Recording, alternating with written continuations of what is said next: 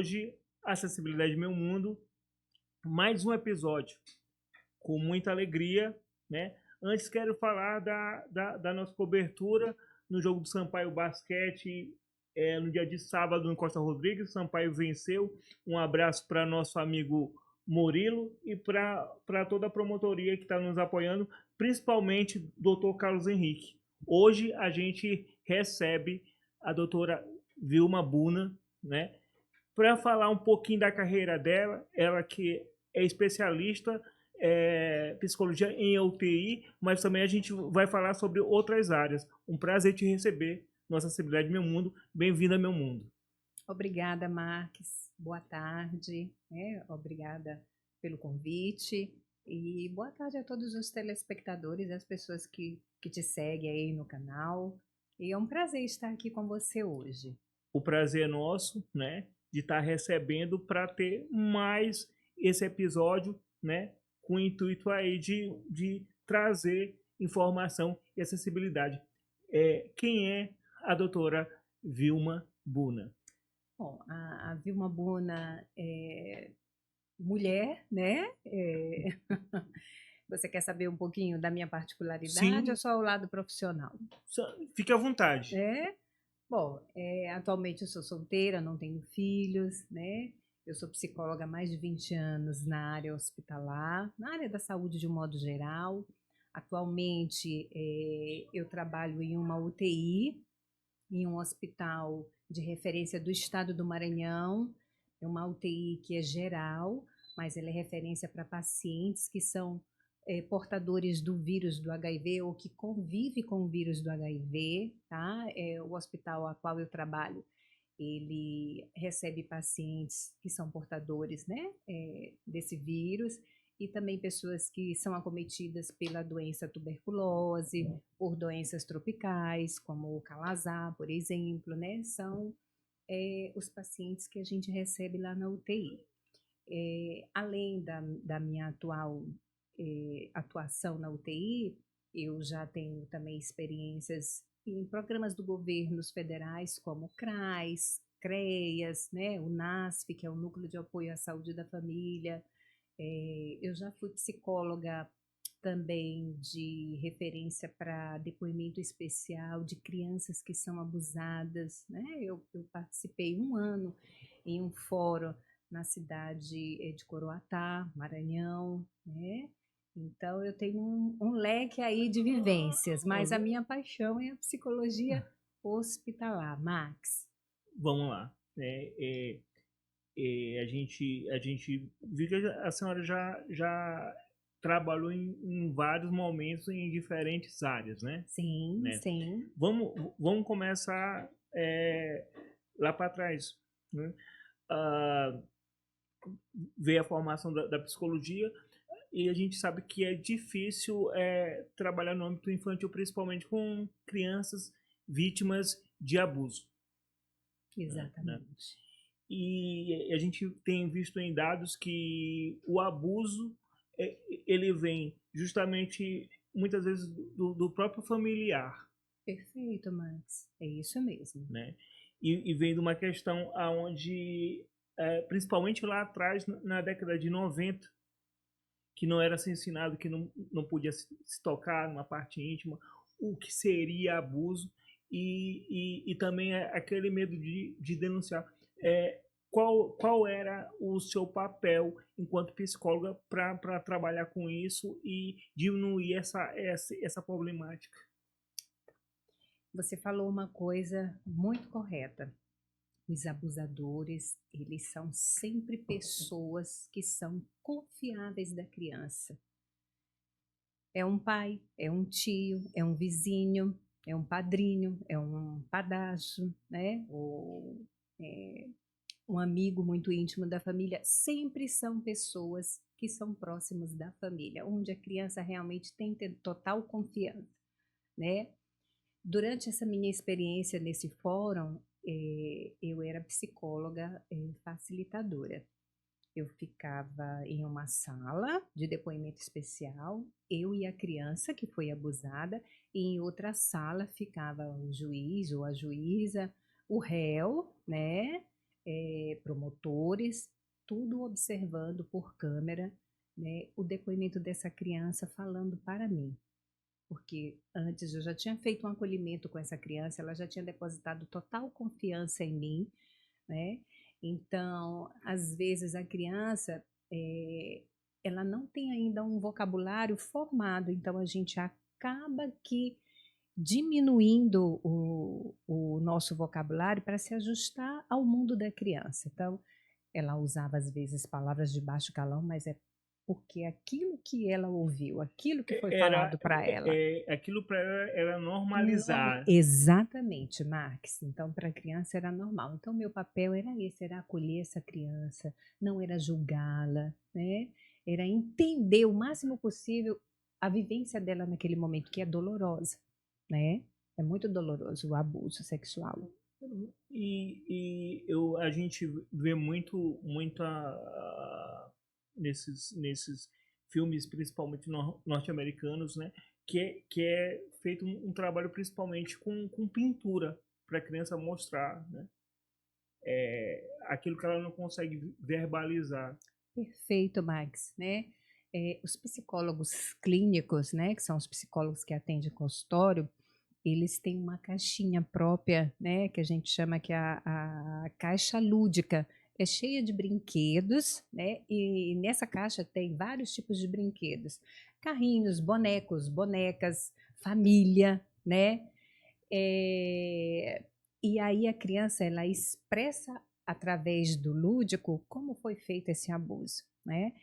Eu vou te dar um exemplo bem real de uma criança que eu atendi nesses 4 anos que eu vivenciei no CREAS, né, que é o Centro de Referência Especializado da Assistência Social.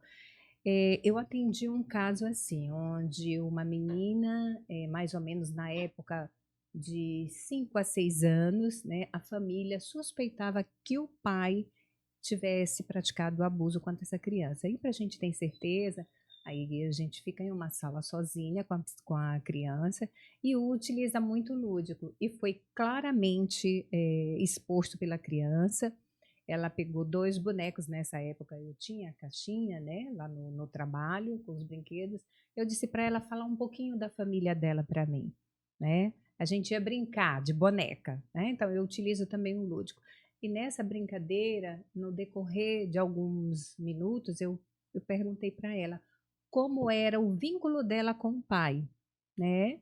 E aí ela foi trazendo no lúdico justamente a forma que foi feito, que ela vivenciou esse abuso. Ela pegou 2 bonequinhos, colocou uma deitada, uma bonequinha deitada, e outro bonequinho em cima dessa bonequinha deitada. Então ali estava claro, né, como foi feito o abuso com essa criança. E a maneira como ela mostrava, assim, eu creio que com uma ingenuidade, sem qualquer para ela como fosse uma coisa natural, sem que houvesse maldade, né? De certa forma, para algumas crianças, sim, Max, né? E elas são ainda ameaçadas pelo abusador. Olha, se você falar para sua mãe, ou para o seu pai, ou para o seu irmão, ou para alguma amiguinha sua, né? Eles ameaçam: eu vou matar seus pais, né? Eu vou bater em você, eu vou te machucar. Eles ameaçam principalmente com a morte com os pais. E isso dificulta a questão da denúncia, né? Sim, sim, sim. Mas a criança, ela muda o comportamento. Então, a família, se ela for muito atenta aos menores sinais, a criança, ela evidencia que algo está errado, né? Ela muda, ela não quer ficar mais perto de homens, tá? Já Ela começa assim. silencia a escola, o Exato. rendimento Exatamente, diminui. exatamente. Ela se isola, ela não quer mais brincar, ela não quer ir para a escola, porque ela tem medo de ser revitimizada novamente, né? E, é uma experiência que a senhora teve que eu creio, né, que meio que impactante, né? Eu não vou mentir para você. Eu tenho uma certa dificuldade, às vezes, de lidar com crianças por isso, porque a gente vê uma criança tão inocente, né? Aquilo impacta realmente. A gente sabe como é que uma pessoa adulta pôde abusar de uma criança. E a gente vê casos bem recentes, né? de crianças de meses sendo abusadas, Ah, de meses, né, por Max? exemplo, não sei se você acompanhou, teve um caso recente num grande clube de futebol, na área social de um grande clube de São Paulo. Não vou citar aqui o nome, Sim, aonde que o abusador ele distribuía doce, pipoca e ele induziu a criança a entrar na, no banheiro e lá ele praticou o o ato, ato em né? si. Ele foi constatado, ele foi banido e está sendo processado. Um idoso que era da confiança de todos na área social do clube. Pronto.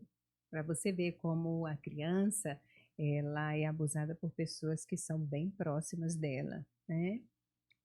Aí a senhora passou, né, para a área hospitalar, né, como a senhora colocou para a gente, né, é mais restrito, né, é onde os pacientes sofrem por causa de doenças, né, Sim, de, Max, de, de doenças que são estigmas de uma sociedade e isso exatamente. as isola. Como é trabalhado isso para ti dia a dia, né? Tem grandes profissionais que dizem que quando ele sai do ambiente de trabalho, o exercício para ele é tirar toda aquela energia, lavar um prato, escutar uma música. Pra ti, como é que funciona isso? Max, realmente, desde a época da faculdade, a psicologia hospitalar sempre foi a minha paixão, né? Eu já sabia que eu queria seguir a especialização da área hospitalar, né? E eu já trabalhei em várias UTIs. Essa atualmente que eu atuo, ela é especificamente, como eu falei anteriormente, voltada para pacientes que são portadores do vírus HIV. Tem situações que me deixam bastante assim reflexiva, porque são adultos, eu lido com adultos, né? O caso mais jovem que eu atendi recentemente foi de um rapaz de 19 anos, né? Uns 2 anos atrás, se não me falha a memória. Descobriu recente a doença do HIV.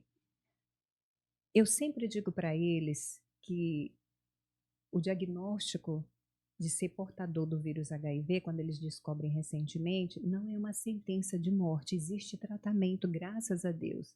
Na época do Cazuza não existia tratamento, né? Agora nós temos, o SUS, ele custeia todo o tratamento para pacientes portadores E do vírus. é bom salientar que o Brasil é um dos pioneiros no mundo que oferece gratuitamente todo o tratamento para os que, né, Isso. O nosso portam SUS é bonito, Max, exatamente, né, né? O nosso SUS é maravilhoso, né?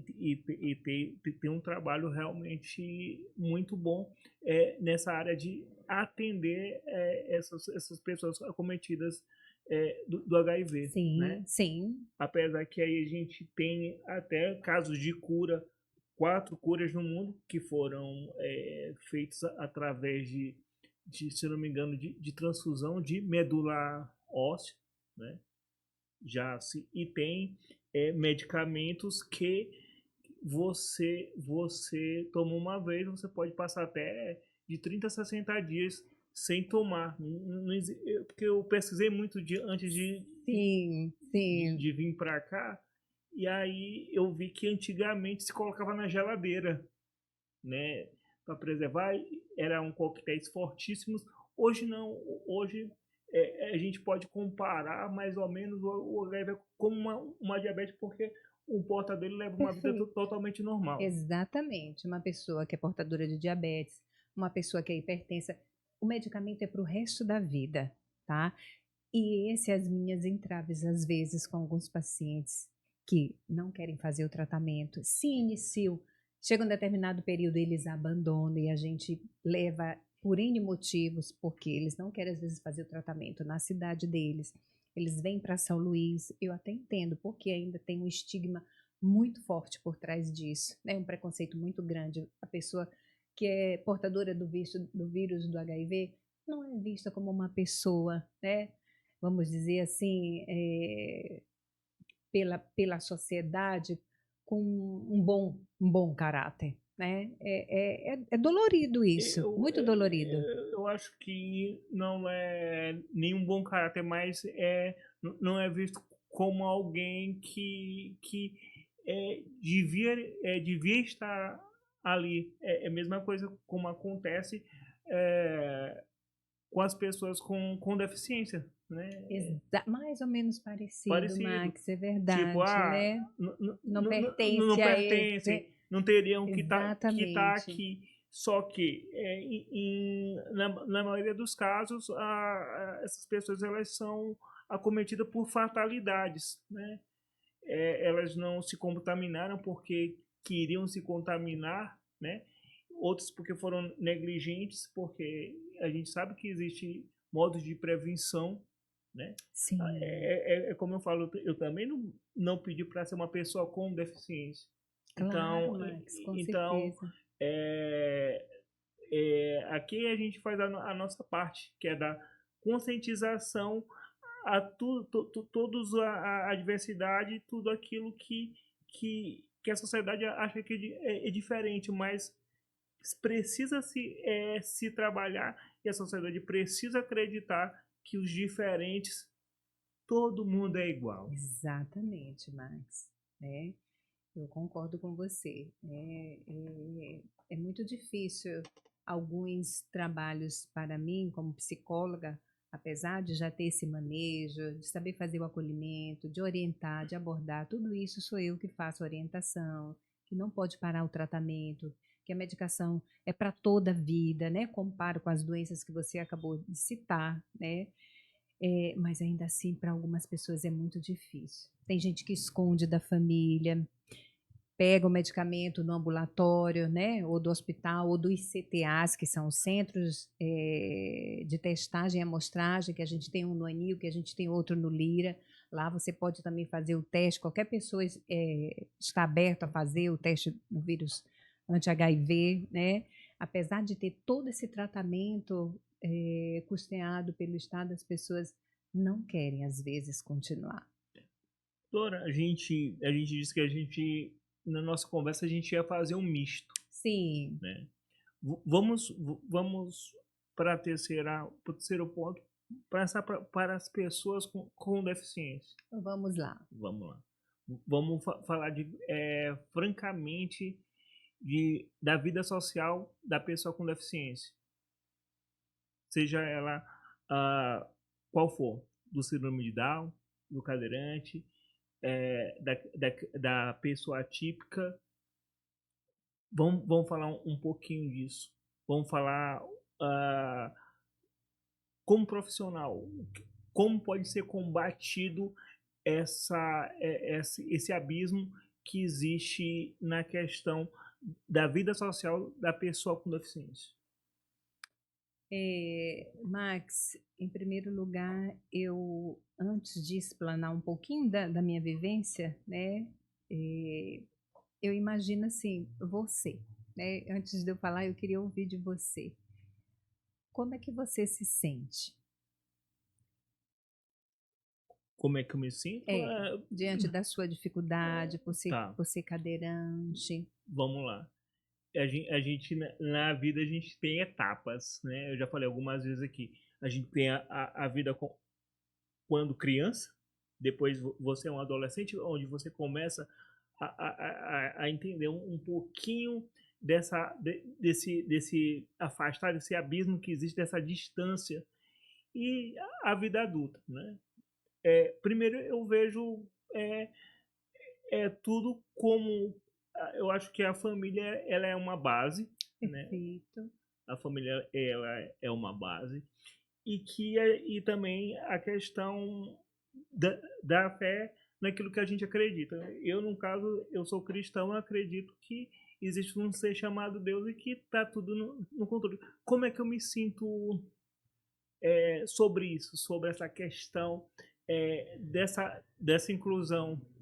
eu ainda me sinto diferente, né? Pelo simples fato, se eu não fosse diferente, eu não estaria aqui é, tendo que criar uma pauta para poder conscientizar pessoas que eu sou gente. Então, isso muitas vezes me leva a refletir e também me deixa reflexivo de dentro para fora. Respondi. Perfeito, Max. Mas eu creio que você encontrou um lugar para você ter o seu trabalho, né, seu Sim. ambiente de trabalho. E muitas pessoas ainda não, vamos dizer assim, tiveram esse momento. Né? Ainda se sente um peixinho fora do aquário. Né? A gente sabe que não é fácil lidar. Não é fácil. Doutora, a grande questão né, a gente ter a força para, vamos dizer Superar. que, para o embate, para poder sobreviver ao embate, né? Porque cada um tem sua particularidade e toda vez que você sai para um lugar que não esteja adaptado ou que você não é aceito, você fica, poxa, eu tenho que força uma situação para ser feita uma rampa, para outra pessoa me entender, né? É aquilo que eu já coloquei em muitos episódios. Inegavelmente, tem momentos que a gente se sente um extraterrestre. Será se eu sou diferente? Existe alguma coisa além de uma cadeira de roda que me limita de verdade? Ou é o olhar dessas pessoas? Pronto. Perfeito, Max. Né?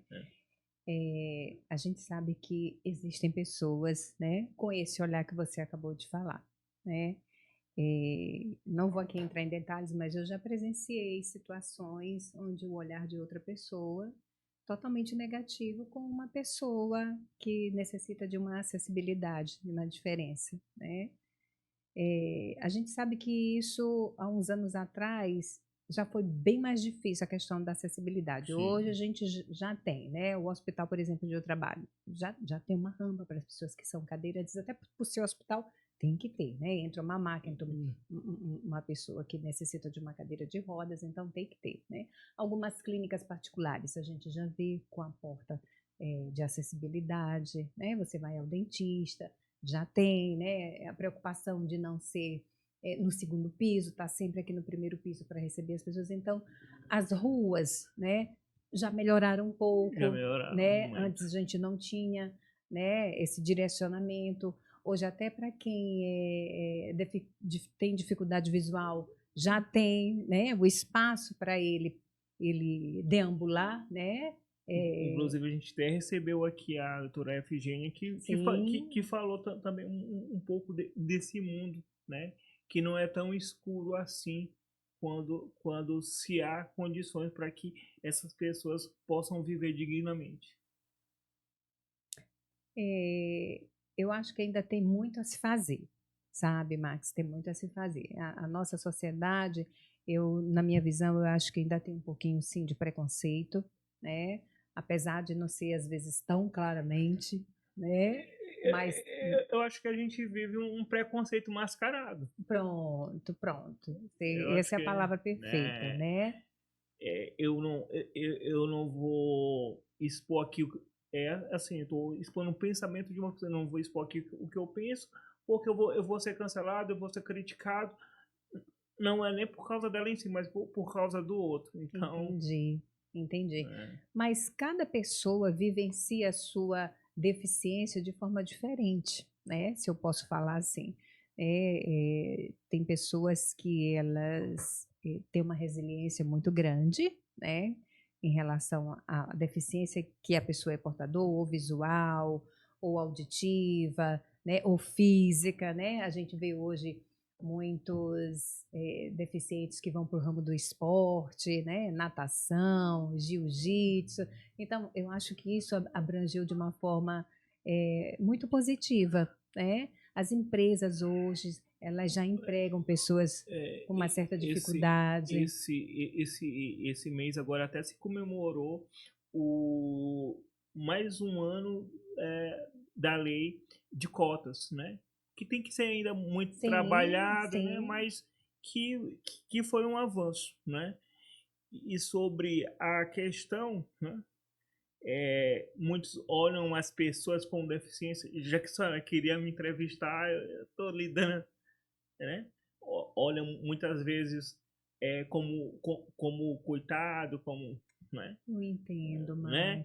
Então, assim, tipo, a gente, como a senhora vem de um hospital onde é tratada essa questão do HIV, então, nos anos 90, um cara que foi uma bandeira assim que publicamente se colocou Cazuza.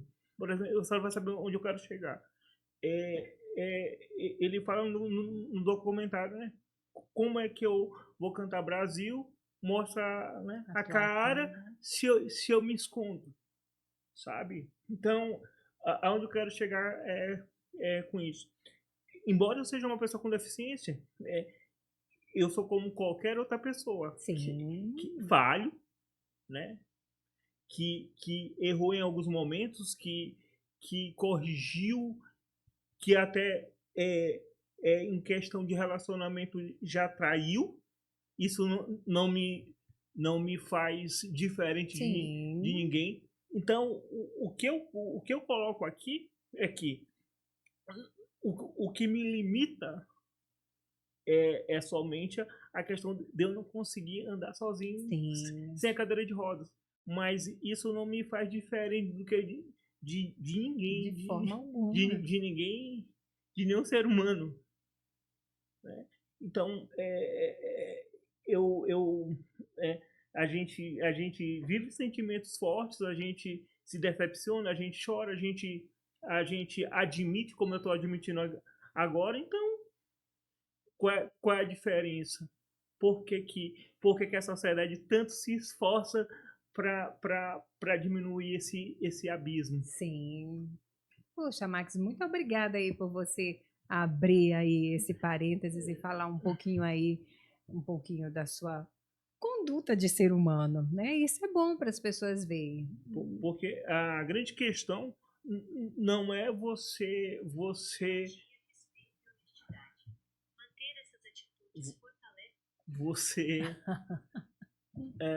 a grande questão não é você dizer que você é perfeito, mas você errar e não permanecer e corrigir o seu erro. Exatamente.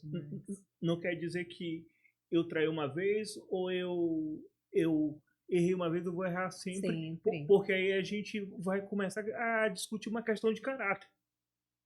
Perfeito. Exatamente isso. Vai começar a discutir sobre isso. Então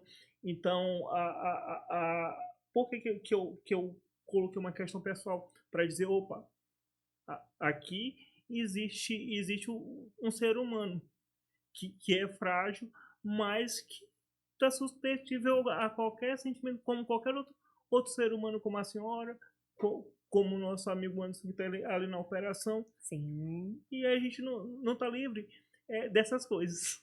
Não mesmo, Max. Você sente todas as emoções, né? De raiva a alegria, né? Sem realmente isso influenciar na sua deficiência, né? Vamos dizer assim, não é separado, né?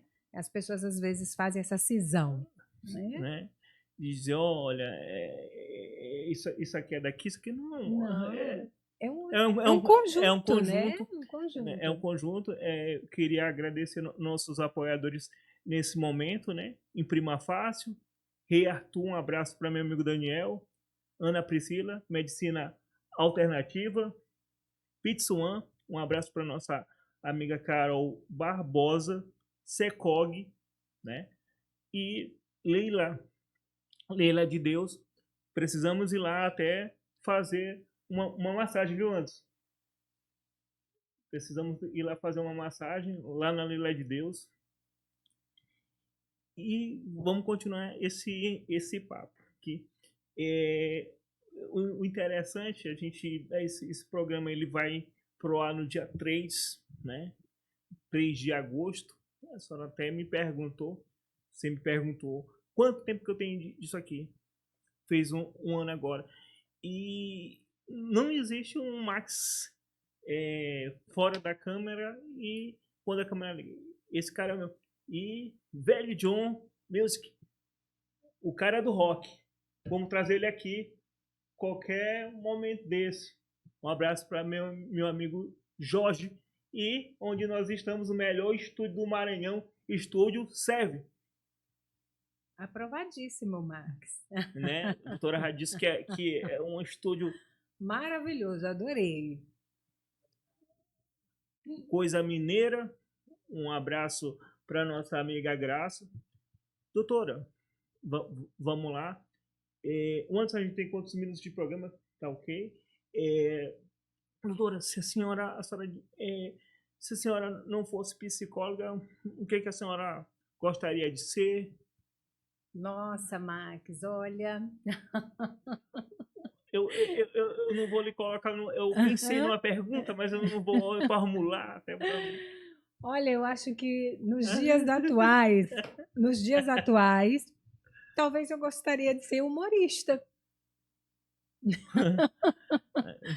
Que diferença grande, né? Porque a gente vê a psicóloga, né, aquela pessoa centrada, séria, então é um extremo totalmente diferente. Exatamente, você falou correto, é um extremo, né? Eu acho, uma vez uma amiga me fez essa pergunta, eu disse, olha, eu adoro cantar, quem sabe talvez ser cantora, humorista, eu gosto muito do meio artístico, né? Talvez eu migraria para o meio artístico. A senhora podia lançar até seu próprio podcast. Nossa! Né? Obrigada, Max. Né?